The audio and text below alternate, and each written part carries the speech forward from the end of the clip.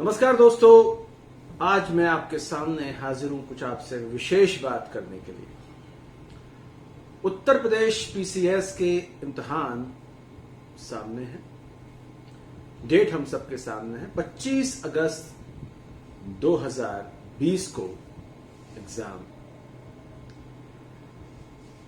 सिर्फ एक लाइन में आपसे बात कहना चाहूंगा दोस्तों, गेम बदल गया है, खेल पूरा बदल गया है और इस बदले हुए खेल के हिसाब से अगर आपने तैयारी नहीं की तो आप उस दिन ये महसूस कर सकते हैं कि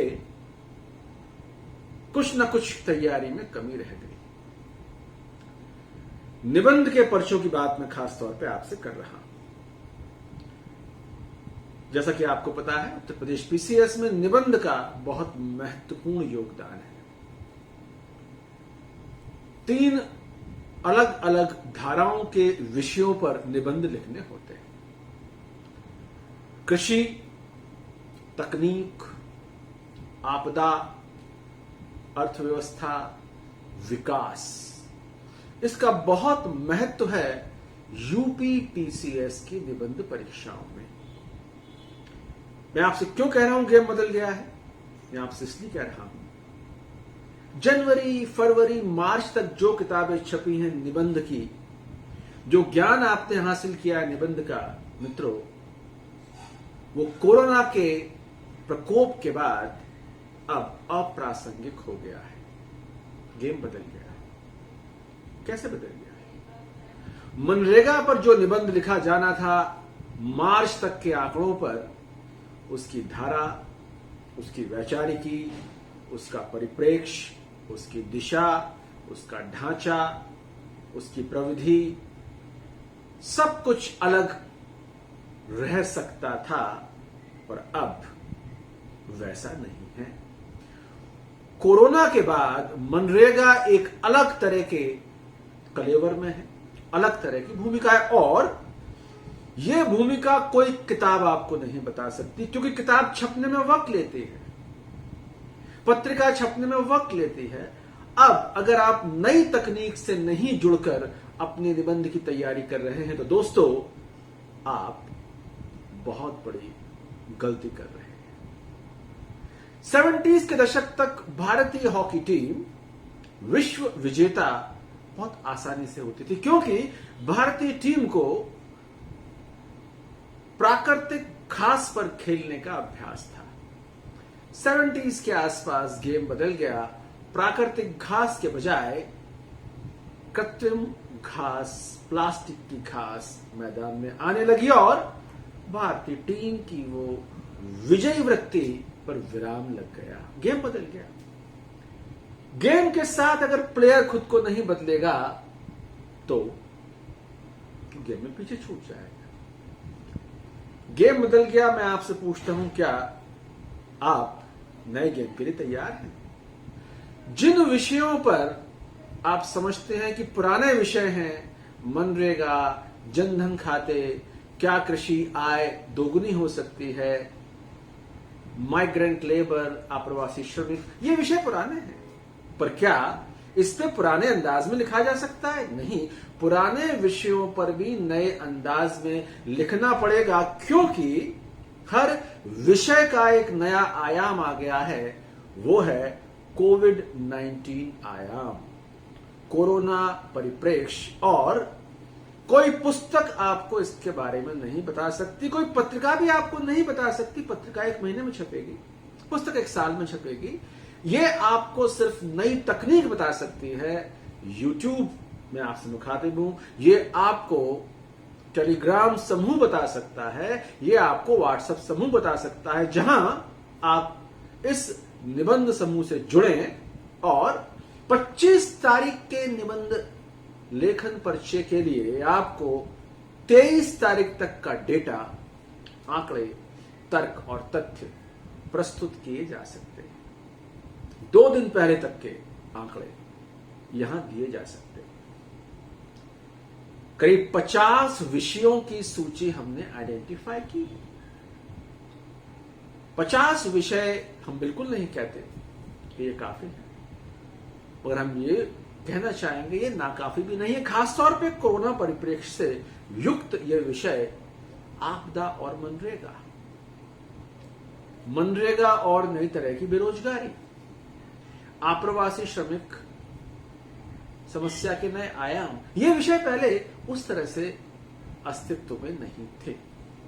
तो मित्रों, आप तैयारी करें, मगर यह समझें कि गेम बदल गया है और बदले हुए गेम में अगर खिलाड़ी तैयार नहीं है तो खिलाड़ी की दशा वही होगी जो 70s के बाद भारतीय हॉकी टीम की होती थी।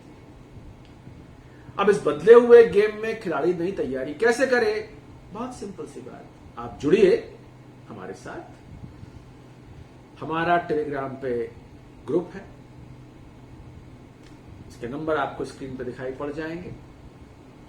आप संदेश भेजें, हम आपको जोड़ेंगे। उसमें हम आपको क्या क्या देंगे? उसमें हम आपको देंगे एक विषय से जुड़े हुए तमाम नए तथ्य, तमाम नए परिप्रेक्ष्य और बिल्कुल नवीनतम जानकारियां जिनका ताल्लुक कोरोना परिप्रेक्ष्य से है। मित्रों, कोरोना परिप्रेक्ष्य के बगैर अब निबंध लेखन संभव नहीं, गेम बदल गया है। हमने खास तकनीक इजाद की है जिसे हम KHAS खास तकनीक का नाम देते हैं। इसका आशय यह है K for knowledgeable, H for homework, on, A यानी एक्शनेबल और S यानी studies. Knowledgeable, homework, on, actionable, studies. खास क्या खास है इसमें? ज्ञान की इस वक्त गंगा नहीं सुनामी बह रही है। हर विषय पर बेपनाह ज्ञान उमड़ा हुआ है। प्रशासनिक सेवा की तैयारी कर रहे परीक्षार्थियों के लिए जो ज्ञान आवश्यक है वो 3 बिंदुओं पर खरा उतरना जरूरी है। नंबर 1, जिस विषय पर आप लिख रहे हैं क्या उस पर कोई आधिकारिक प्रामाणिक कमेटी, सरकारी आयोग उसके आंकड़े हैं? बहुत संभव है कि आप 20 तारीख को देखें, प्रवासी श्रमिकों पर एक आयोग की रिपोर्ट आ गई, उसने कुछ महत्वपूर्ण आंकड़े दिए, पर वो आंकड़े कोई किताब या मैगजीन आपको नहीं बता सकती। वो आपको हमारा टेलीग्राम ग्रुप बता सकता है। मैं आपको YouTube के जरिए बता सकता हूं कि आज दोपहर में ये रिपोर्ट आई है और इसको आप अपने अध्ययन में समाहित कर लें। गेम सिर्फ बदल ही नहीं गया है, गेम बहुत तेजी से बदल रहा है।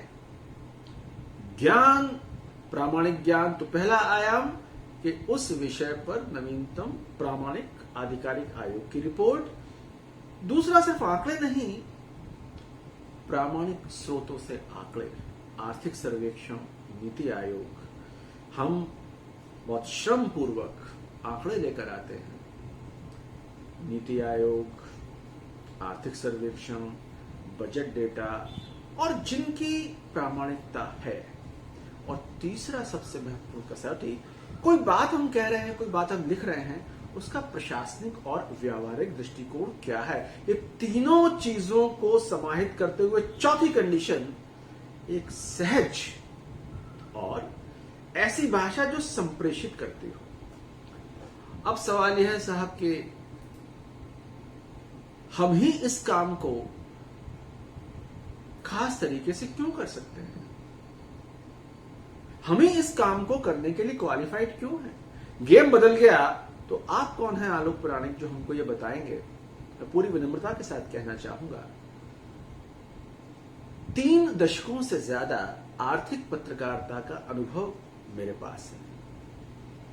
आर्थिक पत्रकारिता पर एक किताब मैं लिख चुका हूं। हिंदी के सारे अखबारों में, इंग्लिश के अखबारों में, Zee business channel, Lok Sabha television, Rajya Sabha television समेत तमाम टेलीविजन चैनलों पे मैं बतौर आर्थिक विशेषज्ञ आता जाता रहा हूं। केंद्रीय विश्वविद्यालय में 25 साल का मेरे पास एक्सपीरियंस है, जो मैं आर्थिक, कॉर्पोरेट सेक्टर और इन विषयों से जुड़े मसलों पर पढ़ाता रहा हूं। वित्त मंत्रालय और यूनाइटेड नेशंस की शोध परियोजनाओं में मैंने कुछ काम किया और सहज भाषा लिखने की थोड़ी बहुत क्षमता मैंने इसलिए विकसित की कि बतौर साहित्यकार भी मुझे रेखांकित किया जाता है। 11 किताबें मेरी साहित्य में छप चुकी हैं। इन चारों अनुभव कार्य बिंदुओं को मिलाकर मैं अपने आप को बिल्कुल क्वालिफाइड पाता हूं कि मैं आपको नवीनतम निबंध विषयों पर सहजतम भाषा में आर्थिक विषयों और विकास के विषयों पर बहुत सहज आंकड़े, बहुत सहजता से संप्रेषित करने वाली भाषा आपको दे सकूं। यही निबंध लेखन की दरकार है, खास तौर पर जब हम यूपीपीसीएस की बात करते हैं।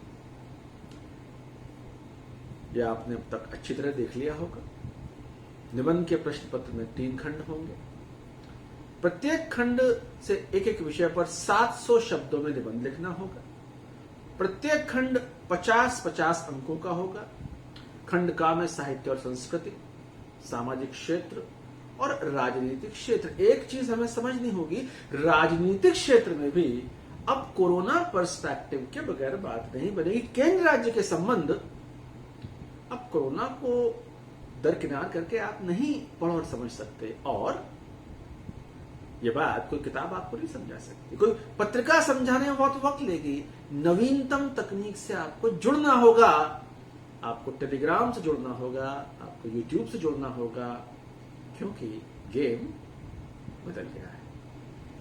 खंड खा विज्ञान, पर्यावरण और प्रौद्योगिकी, आर्थिक क्षेत्र और कृषि, उद्योग और व्यापार। बहुत महत्वपूर्ण तीनों, इनका ताल्लुक विकास, अर्थव्यवस्था और तकनीक से है। एटीवी मैं इसको डिफाइन करता हूं। एटीवी आर्थिक, तकनीक और विकास।